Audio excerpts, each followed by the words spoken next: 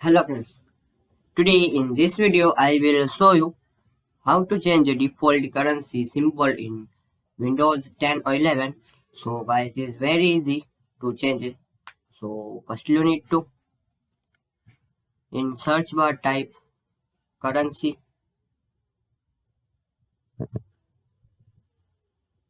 You see this, change the way currency is displayed. Just click on it and you see this one screen will be open.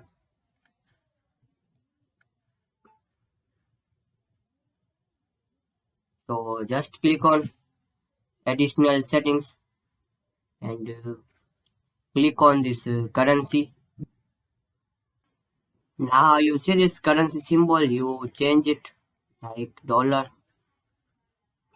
and click on apply. Now click on apply and OK.